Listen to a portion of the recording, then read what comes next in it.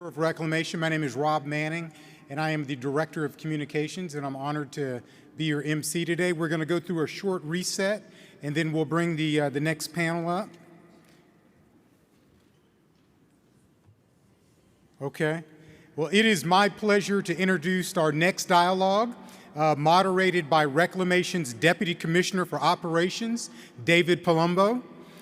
Mr. Palumbo oversees operations across Reclamation's 5 regions, as well as several other offices, and he served as the Deputy Regional Director in the Lower Colorado Basin region and has held a variety of leadership positions across Reclamation and in the private sector as well.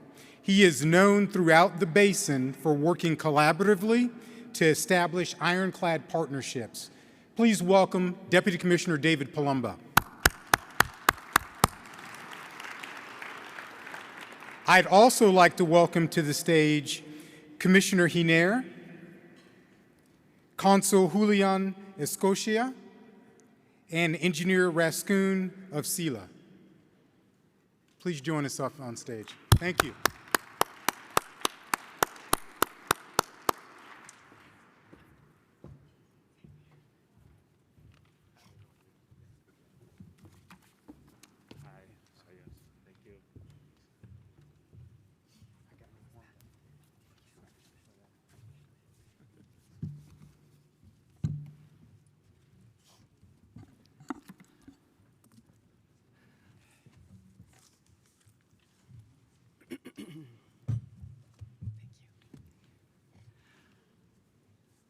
Buenos dias a todas y todos.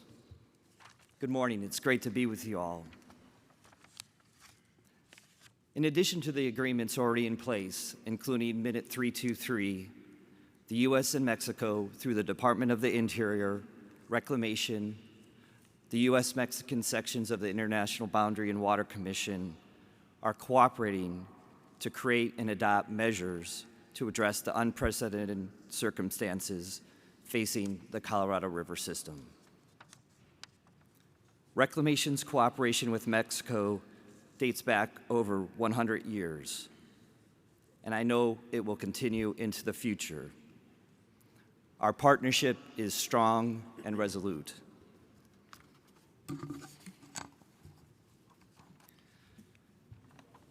Through a binational cooperative process that is now in its 16th year, Reclamation has been working with Mexico, the 9 Colorado River Basin states, 7 in the U.S., 2 in Mexico, the International Boundary and Water Commission, and non-governmental organizations to develop binational approaches to address water conservation, responses to historic drought, and environmental enhancement along the Colorado River.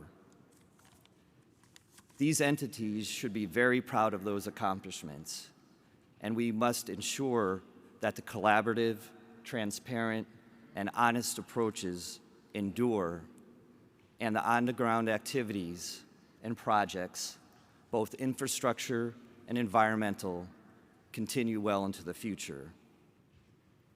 Minute 323 to the 1944 treaty is the current operational agreement in force through 2026, building on the cooperation achieved under Minute 319.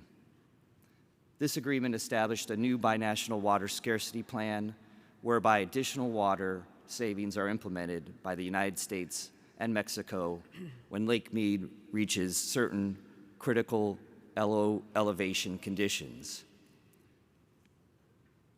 I could assure you, as Jackie showed this morning, these savings have demonstrably stabilized our system, our collective system. Ongoing efforts under Minute 323 include the sharing of hydrologic and operational information between our 2 countries, storing conserved Mexican water in U.S. reservoirs, development of new water conservation projects, and infrastructure improvements.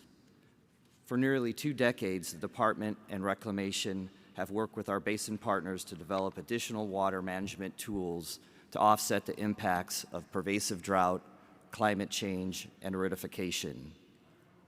These tools include the 2007 operational guidelines, Minute 323 with Mexico, the drought contingency plans, a supplemental environmental impact statement, system conservation, and an agreement currently under negotiation by the U.S. and Mexico for additional measures undertaken by Mexico in partnership with additional efforts underway in the United States. I'm honored today to moderate the Binational Federal Friday panel, which I'm happy to say has become a mainstay of the Friday morning of CRWUA each year. So let's get started. I'll introduce each of the panelists as I turn to them for questions. And today we're honored to be joined by Mexican Consul Julian Escutia Rodriguez. Consul Escutia is here on behalf of Mexico's Secretariat of Foreign Affairs, SRE, Mexico's counterpart to the United States Department of State.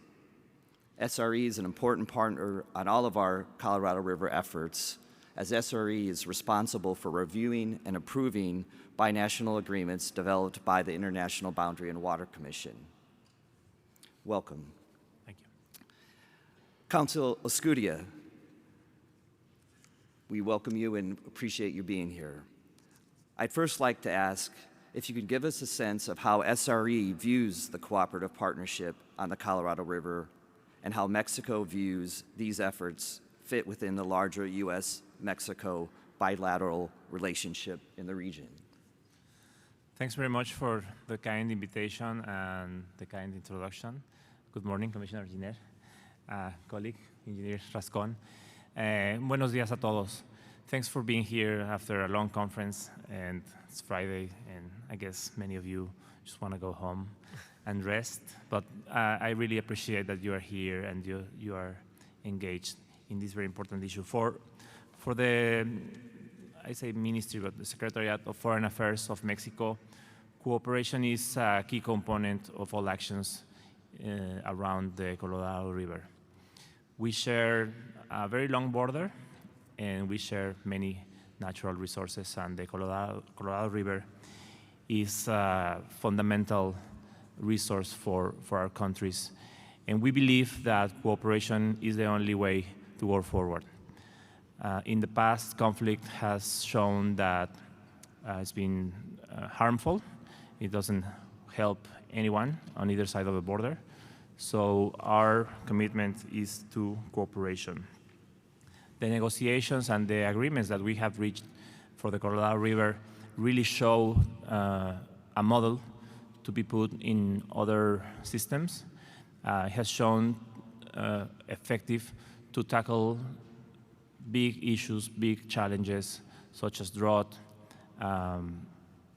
climate change, and to have a comprehensive approach to dealing with the Colorado River on both sides of the border. The approach that we have implemented in the negotiations and agreements and the vision forward has really shown the spirit of cooperation that is prevalent in the whole bilateral relationship between Mexico and the U.S. And I would say that that is our commitment for the future. Thank you, Consul Escutia. Next, I'd like to introduce International Boundary and Water Commission Principal Engineer Antonio Rascon Mendoza, here on behalf of Commissioner Adriana Resendez. Engineer Rascon is a trusted friend and partner in the Colorado River Basin. Engineer Rascon has had a long and distinguished career with the IBWC and has served as principal engineer and participant in the Colorado River binational process dating back to its inception in 2007. For those that have worked with him, we know Engineer Rascon brings a keen analytical mind and a passion for understanding all the details of complex operational coordination and challenges. He is extremely knowledgeable about the Colorado River system, and we value his expertise and partnership as we navigate the challenges collectively. Engineer Rascon, welcome back to CRWUA. You have been here with us many times, and it's always wonderful to see you. When Commissioner Resendez was here with us last year, she acknowledged and focused on the risks facing the basin. At that time, she and Commissioner Hiner highlighted that both countries saw the need to take actions to protect the system, and that both the U.S. and Mexico were facing the need for additional proactive measures.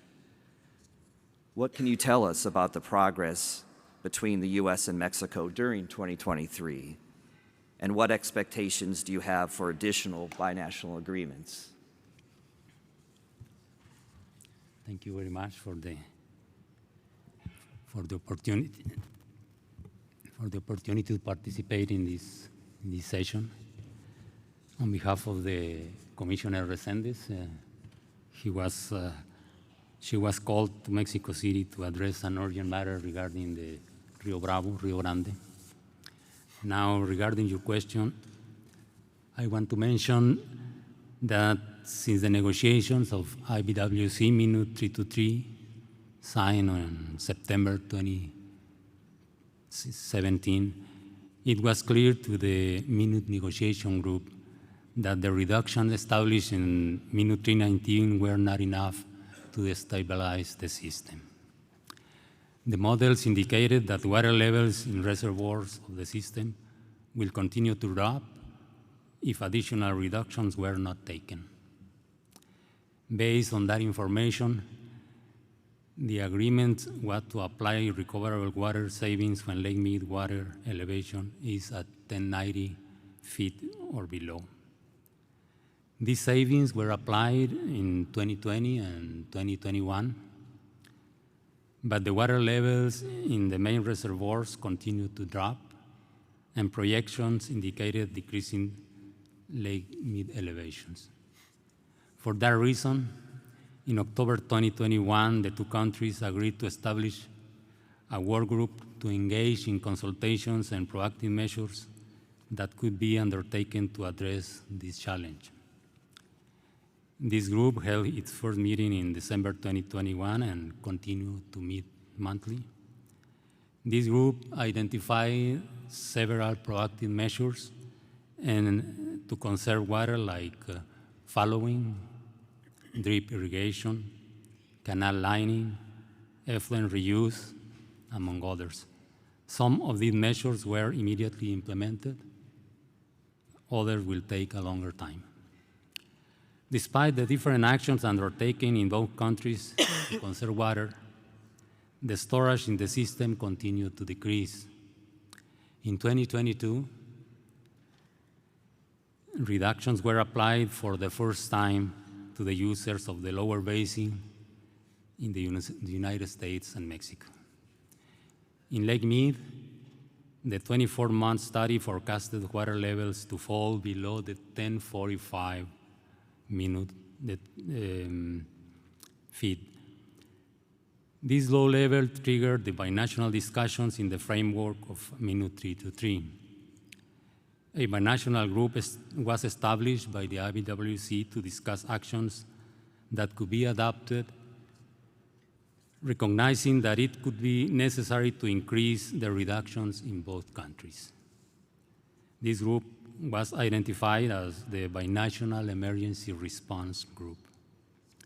The first meeting took place in February 23 at El Paso, Texas. After that date, the group has been meeting monthly. The group has representatives from the federal and state governments from both countries. Some questions needed to be answered by this group. What should be protected? Measures needed to get that protection? How the burden of those measures will be distributed between the users in both countries? Everybody agreed on the need to reduce the use of the water in the basin in order to destabilize the system, but nobody wanted to bear the burden of the additional reductions. In Mexico, we are aware of the water conservation program that will be implemented in the United States to address the emergency. In that regard, we are exploring options for the participation of Mexico in projects and actions to conserve water for the system and for the Mexican Water Reserve. We are working jointly to implement a conservation program in Mexico. This information was considered in the discussions of the group. Based on those discussions, a draft minute was prepared and is now under final revision. It is expected that the minute could be signed and formalized during the first quarter of 2024.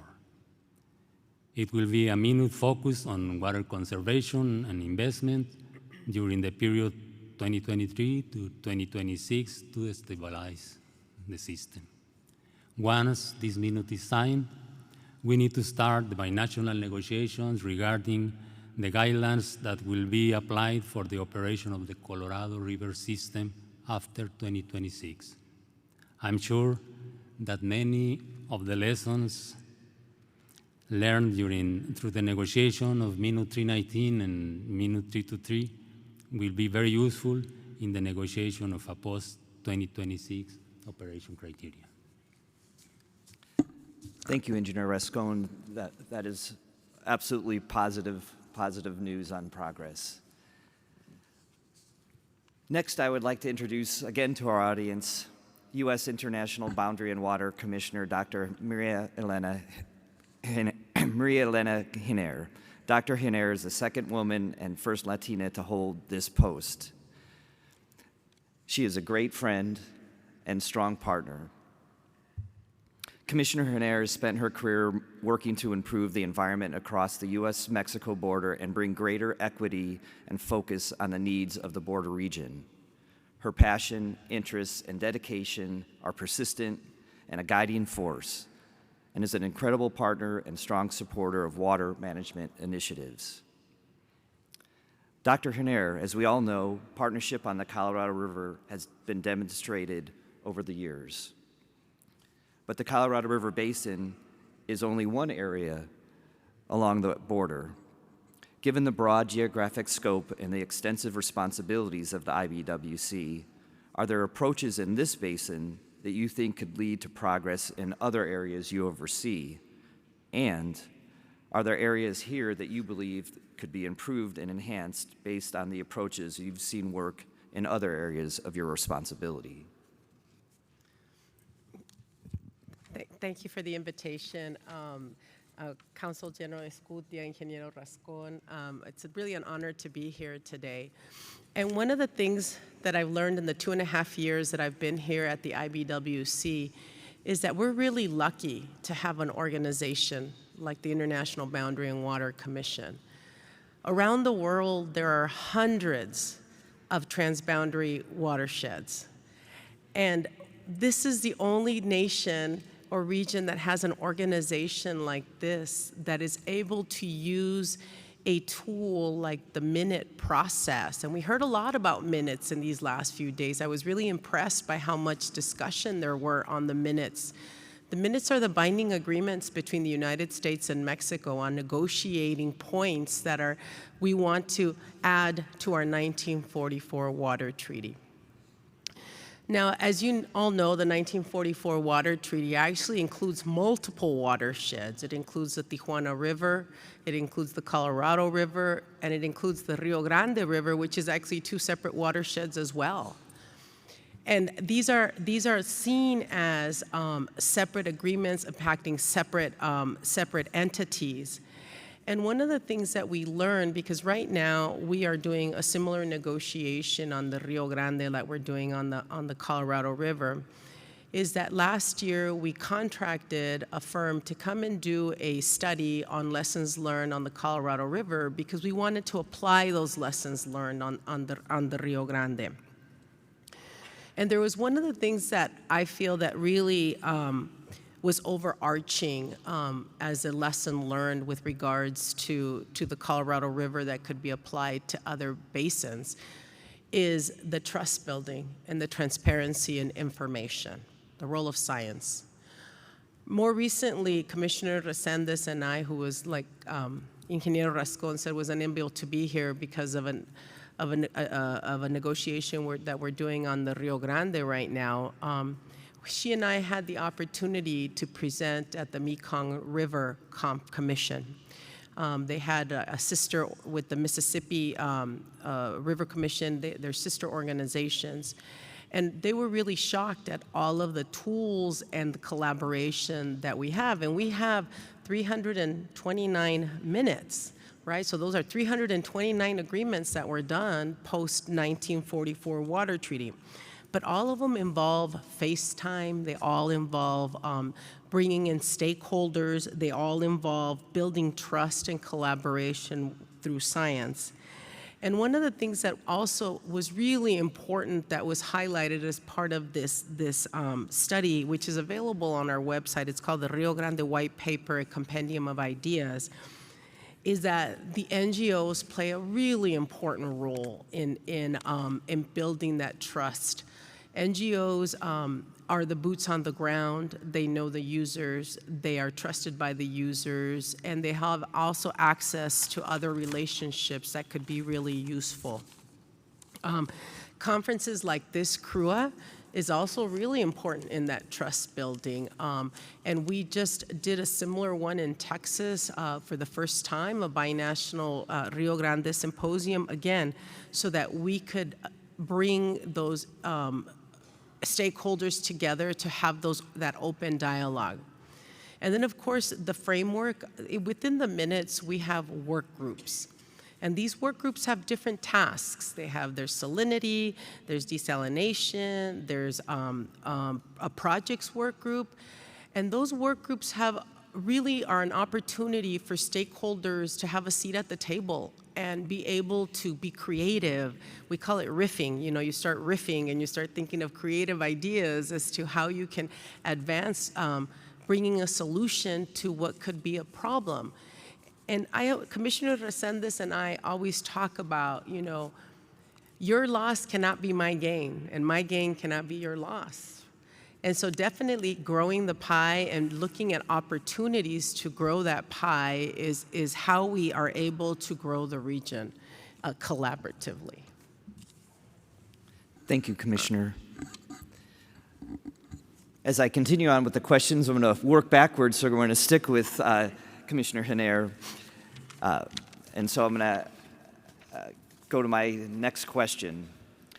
Commissioner Henare, given the risks that the basin is facing, would you like to comment both on the prospects for U.S.-Mexico actions between now and 2026? And also, would you like to talk about your vision for both countries to work together to continue the cooperative efforts in the post-2026 period? So last year, as Jackie Gould mentioned, was a really scary year before we started getting an improved hydrology. There were a lot of meetings that we had because we were really seeing that there was a really high potential for the system crashing, and there was shifting of water that had to be done. And I think it really incentivized us to start working towards, as Ingeniero Rascon commented, an emergency minute that would look at permanent cuts. And I commented they're permanent because on the Rio Grande, it's a 5-year average that's looked at delivery, so you can always make up from one year to the next. But in here, when you take a cut, it's lost forever. And so this was really important because we decided to form a group and actually start looking at what type of cuts were going to be needed in order to protect the system. And one of the things that I learned in that process was that negotiating a minute, you know, words matter. And it's not a matter of Mexico selling water to the United States or Mexico making cuts in exchange for funding. It's a matter of protecting the system. And once it was Mexico, it was a big effort that they made to communicate that message that collaboration on protecting the system was eventually going to protect everyone. And so we realized that Mexico was a true partner in that sense, in helping us share the responsibility of the Colorado River and work towards a minute that would have system conservation. We are close to completing that minute process. We are envisioning signing that minute in February, where Mexico will be taking a proportionate reduction in their allocations, like proportionate to the United States. And we definitely are appreciative of the funding that the Bureau of Reclamation has to help Mexico implement conservation measures so that these can be done within the 3 years. Now, with regards to the post-2026 minute, so we were working on the Rio Grande, we're working on this emergency minute, but we're now starting to gear up on the post-2026. One of the comments that I've heard many times is, Mexico doesn't want to see a baked cake.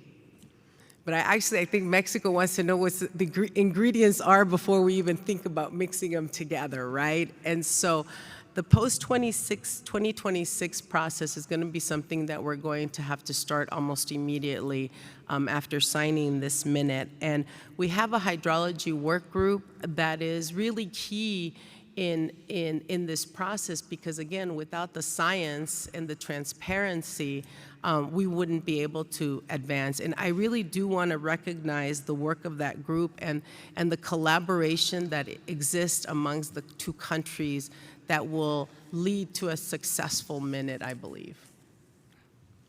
Thank you, Commissioner Hiner. I'm going to come back to you, Engineer Rascon, for the next question. Over your career, you've seen an important evolution of cooperation on the Colorado River Basin. I've been privileged to work with CRWUA and your partners at CONAGUA on efforts to export some of the successes of the Colorado River Basin to the Rio Grande relationships. Maybe you can share with us how you've seen the relationship on the Colorado River change over the past 15 years.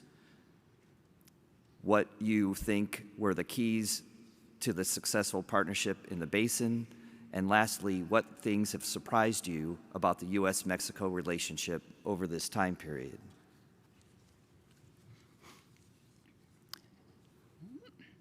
Well, I remember in the 1980s, Mexico didn't care about how the United States was operating the system as long as it delivered the 1.5 million acre-feet stipulated in the treaty. When the United States built projects to use water in a more efficient way, when those projects had the potential to produce impacts in Mexico, people in Mexico wanted to get a better understanding on how the United States operates the system and what changes were planned that could impact Mexico.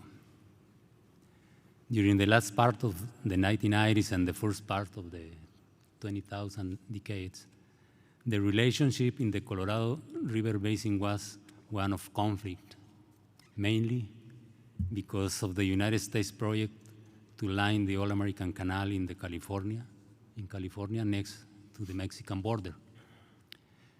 So in 2007, both governments agreed to discuss the Colorado River matters in a spirit of cooperation and decided to explore to the IBWC opportunities of joint projects and actions for the benefits of both countries.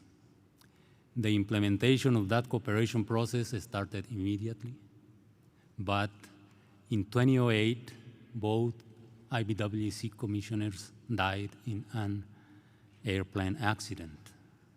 The cooperation process was suspended and then reactivated in 2009 with the new commissioners. An intense process of exchange of information and field trips started. Those activities were very useful for the Mexican delegation to better understand the operation of the system in the United States. These meetings and field trips also allow the people from both delegations to know each other better and build trust between them. On the other hand, in 2010, an earthquake in the Mexicali Valley affected the infrastructure of the irrigation district. Many canals were damaged, and part of the water delivered to Mexico could not be used. Then, cooperation process focused on an emergency agreement in minute 318, signed in 2010. That allowed Mexico to keep water in the system in the United States to be delivered later when Mexico could use it. 2 years later, in 2012, minute 319 was signed. This is a more comprehensive minute that included the distribution of flows under high and low elevation reservoir conditions, investment in water conservation projects, water for the environment, funding for environmental restoration projects, intentionally created Mexican allocation, and other important topics. This was an interim minute that lasted 5 years.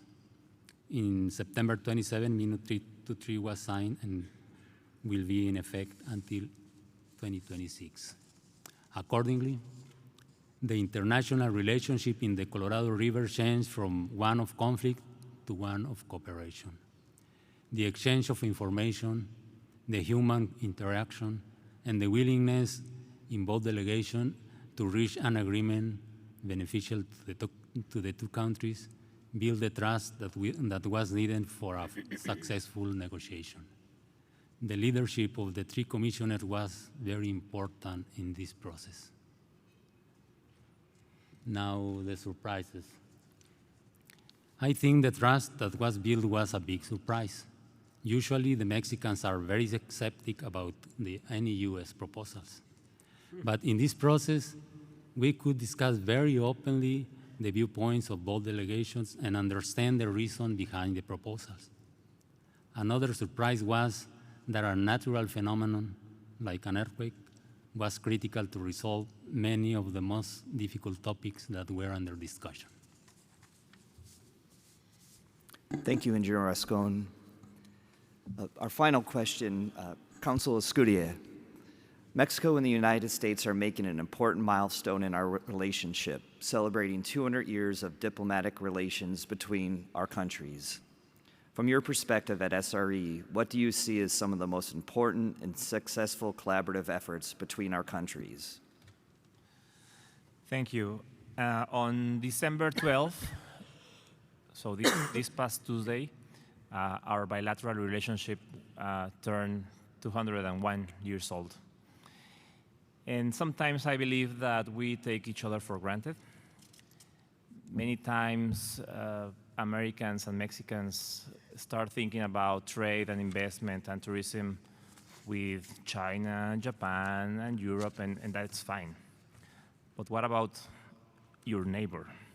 I have been Consul of Mexico in Las Vegas, and from Las Vegas, I covered the whole state of Nevada for 3 years. And whenever I hear these great plans of doing businesses with other regions of the world, I say, fine, but you can take your car and in 6 hours you are in Mexicali, Mexico.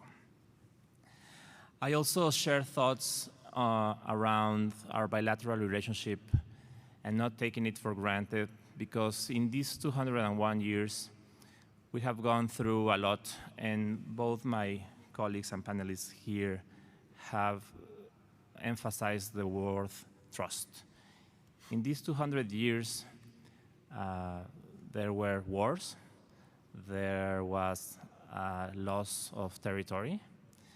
Let us not forget that the event that have us all together here is the Colorado River.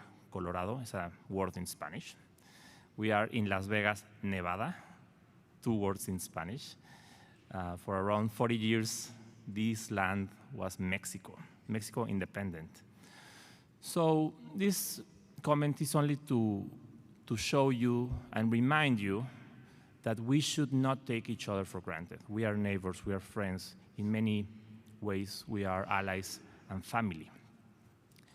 And water is a key issue, and it's not only a key issue, it's a vital issue of our relationship and of our shared future. So whenever we also hear great new concepts like nearshoring, ally shoring, friend shoring, and all of these thinks about bringing more production to Mexico and the US and the region in general, in North America. Water, energy, and all of our natural resources are the ones that will make North America the most competitive region in the world. So if we don't take care of our natural resources, that won't happen. So I just leave you with that thought, that let us not forget that we are neighbors, we are very close together, and that we face together all of the challenges and the great opportunities of sharing and administering our water resources on both sides of the border. Thank you. Thank you very much.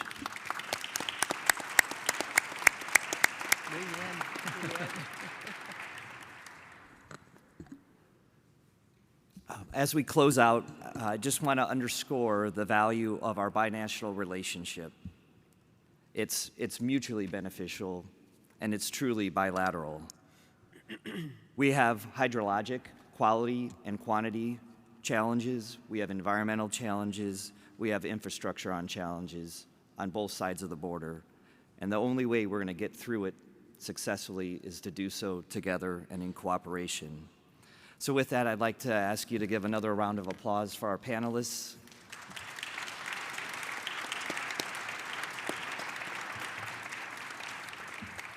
Thank you.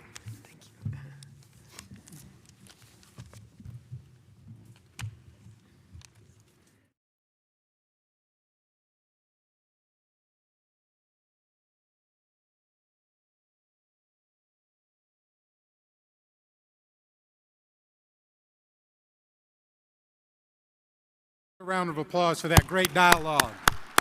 It's feeling like Federal Friday up in here. Oh my goodness. Which is a really good thing, because at this time, I am honored to introduce the Bureau of Reclamation's 24th Commissioner, Camille Calimlim Touton. The Colorado River flows across nearly 1,500 miles, 2 countries, 30 tribal nations, and 7 states. It supports agricultural communities, businesses, cities, and provides carbon-free renewable hydropower across the West, while sustaining plant and animal life at every bend in the river.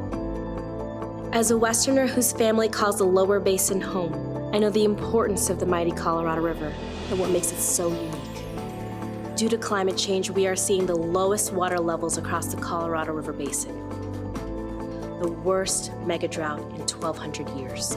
The Biden-Harris administration recognized the urgency of this crisis and has made tremendous progress in helping protect the stability and sustainability of the Colorado River now and into the future. The President's Bipartisan Infrastructure Law and Inflation Reduction Act deployed $2.9 billion for 400 projects that will help conserve water, including in the Colorado River Basin. Reclamation is using this funding to evaluate projects that will build long-term system efficiency, like lining canals, restoring aquatic ecosystems, and increasing water efficiency. There are also 2 ongoing concurrent efforts to protect the Colorado River Basin. First is protecting the basin through 2026, when the current operating guidelines expire. We released a lower basin consensus proposal to protect critical infrastructure, like Glen Canyon and Hoover Dams, conserving up to 3 million acre-feet of water by 2026. Second, we initiated a collaborative, transparent, and inclusive process to develop the next iteration of guidelines and strategies and guide the next period of river operations from 2027 and into the future. For over a century, the Bureau of Reclamation has led with solutions grounded in partnership and collaboration. These principles will continue to guide our work to protect the stability and sustainability of the Colorado River system. The future of the American West depends on it.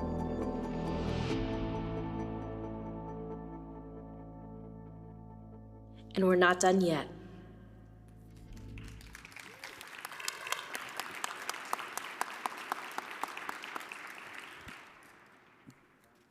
Good morning. My name is Camille Calimlim Touton, and I have the privilege of serving as the Commissioner of the Bureau of Reclamation. As part of the Biden-Harris administration, with Secretary Holland, Assistant Deputy Secretary Daniel Davis, and who you heard from this morning, Pete Brain. It is an honor to lead the Bureau of Reclamation and the 5,400 people that serve you, including my teammates who are in the room today. You've already heard from my team, my leaders, about updates in the basins, our work with the sovereign nations, and our work with the country of Mexico. I close out Federal Friday with what's ahead in the new year. But spoiler alert, it is exactly what we have been committed to in the 121 years of meeting our mission through transparency, cooperation, and collaboration. We are grounded in our people, the strengths of our partnerships, and continuing the successful implementation of President Biden's Investing in America agenda. So first, we will continue working with the basin to ensure that system conservation agreements through 2026 continue to be implemented. This past winter, as many of you know, gave us a brief reprieve with snowpack and precipitation. And thanks to the collective efforts of tribes and states, improved hydrology, and key operational decisions, we have mitigated the risks of falling below critical elevations at Lake Powell through 2026 by less than 10%. Hydrology gave us a year reprieve. Your work in conserving water across the basin provides us the stability in this short term to look towards the future. As part of that, on Wednesday night here at CRWUA, I joined the Colorado River Board of California in announcing agreements to conserve up to 643,000 acre-feet in the reservoir through 2025. And last month, I was in the great state of Arizona, joined Governor Hobbs and leaders in Arizona to sign more agreements. And to date, we have 21 water conservation implementation agreements with critical partners in Arizona and California and Nevada, including state agencies, tribes, agricultural and municipal water users. And these agreements, funded through the Inflation Reduction Act, will commit more than 1.5 million acre-feet of system conservation through 2026. Already, these conservation efforts, operational efficiencies, and improved hydrology of basin has allowed us to conserve more water in Lake Mead this year than in the last 30 years. The stabilizing of the system in the near term focuses all of us on post-2026. We are committed to you in facilitating discussions, providing technical support, engaging in concepts, and guiding the development of alternatives in 26. We're committed to the development of a broad range of reasonable alternatives for robust operating guidelines that look at coordinated operations grounded in sustainable management, recognizing the wide range of future hydrology, and a whole of basin approach. Under all circumstances, we will continue our regular and meaningful engagements with our sovereign nations. Finally, we are committed to the generational investments into the future, including our work in Bucket 2 next year. These investments speak to the urgency in which Reclamation, the Department of the Interior, and the Biden-Harris administration are leading and promoting collaborating solutions across the basin. We've had many discussions in the room this week. We will have many more discussions in the new year. And on behalf of the Department of the Interior, the Bureau of Reclamation, I just want to express my thanks and appreciation to all of you for your trust and partnership and the level of collaboration and cooperation across the basin. As we work together for solutions for the future, you have a partner in the Bureau of Reclamation, and I appreciate the time we've had together this week, and I wish you all a safe journey home. Thank you very much.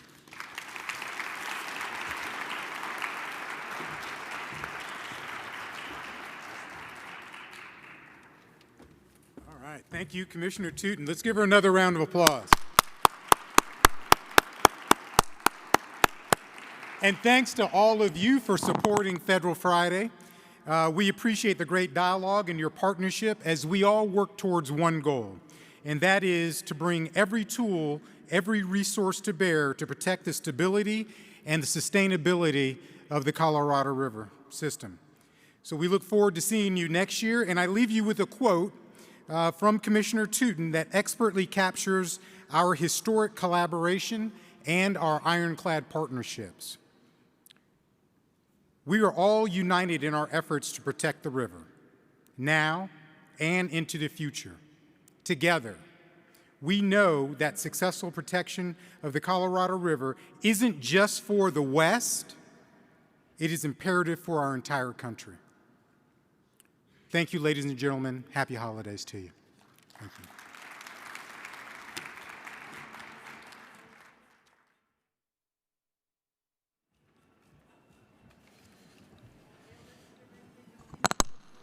This was an informative conference in a true sense. I would like to thank you for your significant presence and for giving your precious time in this busy holiday season. You have added to the successes of this event, and it would not have been the same without you. I would like to thank the officers, Board of Trustees, committee chairs, committee members, and Mitch and his team. Thank you. I would also like to thank the San Juan Water Commission commissioners and alternates for their support. I'd like to thank my staff for all their hard work, and I would like to thank my wife for supporting me through this journey. Let's not wait a year to come back and take up what we left off. Let's take that step forward in building from the ground up so future generations can benefit from our innovation and labor. Thank you, and we'll see you next year.